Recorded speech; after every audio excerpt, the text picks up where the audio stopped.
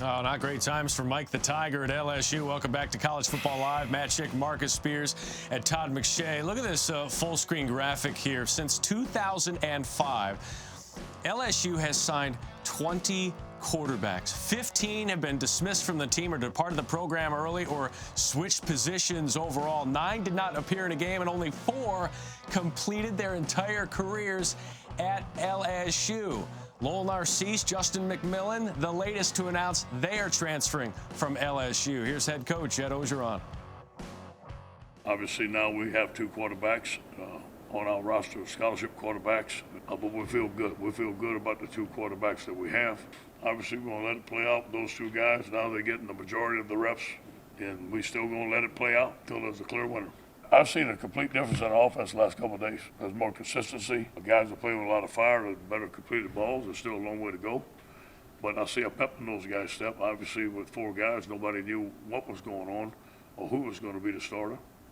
And now with 2 of them, obviously one of those 2 guys is going to start. Joe Burrow, the grad transfer from Ohio State, and Myles Brennan, the lone scholarship quarterbacks remaining for LSU. Marcus, what's going on with your LSU Tigers here? Why can't they hold on to quarterbacks? The Cleveland Browns of college football is what they are right now. And you think about the turnover, guys, at LSU with the offensive coordinator going back and forth with schemes. What type of quarterback do they want to use? Do they want a dual threat guy? Is it a guy that they want to have drop back from the pocket? I think the last successful quarterback was Zach Mettenberger. And he was a transfer, I believe. So when you look at what this program is doing right now, it's a lot of things that have been in flux for LSU for a while. They're trying to reestablish themselves in the SEC West from the 01 to like 2011 era. And it's just been a lot of movement. It's been different coaches at a lot of positions. It's been head coaching change now with Les Myles out and Ed Orgeron in. And look, this is not good. No coach in the country wants only 2 guys at their quarterback spot in fall camp. This does not bode well for the LSU Tigers. So I look at Joe Burrow, I look at Myles Brennan, and I say to myself, one of them better be good, right? Because just like we talk about all of these quarterback competitions in the country, and obviously Lowell, Narcisse, and Justin McMillan felt like they weren't in that conversation. Yeah, LSU may be DBU. They're also transfer QBU. I mean, you had Mettenberger, like you mentioned, Danny Etling, now Joe Burrow. Yeah. Is this, Todd, is this a LSU issue or is this a college football issue? I do think in college football we're starting to see more quarterbacks. If they are learning that they're not going to win the job, they want to move on to somewhere else.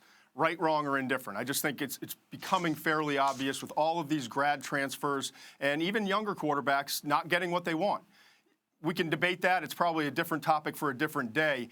What's hard to figure out, Marcus, and it feels like we're piling on you because you're on the show today and this seems to be a topic du jour. But pile on, Todd. How is LSU with all these athletes, I mean, defensive linemen, linebackers, defensive backs, offensive linemen, the running backs that they send to the league, the wide receivers, how have they not gotten this quarterback position figured out? And it's 2 different coaching staffs. So if it was all Les Myles or all Ed Orgeron, then I would say, it has to clearly be the staff. But it must be something with the culture and something with how they're handling these quarterbacks because clearly it's just not working. I mean, the last time there was a quarterback drafted in the first 5 rounds from LSU was Jamarcus Russell back in 2007. That's a long time for a program this distinguished. And it's really hard to figure out. And I personally have to blame the development because you can't tell me that 20 quarterbacks with that talent level have come into this program and almost none of them have had success and have been developed properly, and that they keep on having to try to pluck guys from other schools as grad transfers as a Band-Aid each year. It's really surprising to me. Well, you hit the nail on the head, Todd. It's development. And it's also having a guy come in and tailoring what he does best to what they do on the field. That's a big issue as well. So it's a conundrum.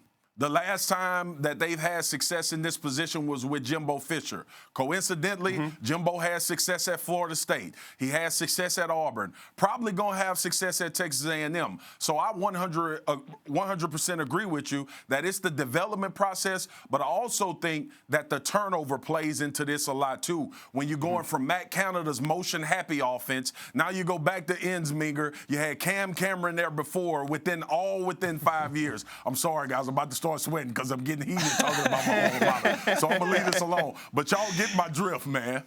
You guys nailed it. Recruiting is just a small part of it. It's coaching, it's development, it's all that. But getting to that widespread thing with college football, class of 2014, kids coming out of high school. Top-ranked quarterback was Deshaun Watson. Here's the list of the guys behind him. Kyle Allen, Brandon Harris, Sean White, Will Greer, Keller Christ, David Cornwell, Jacob Park, and Justice Hansen. All of them out of their original programs that they signed with. So this certainly is a widespread issue with college football.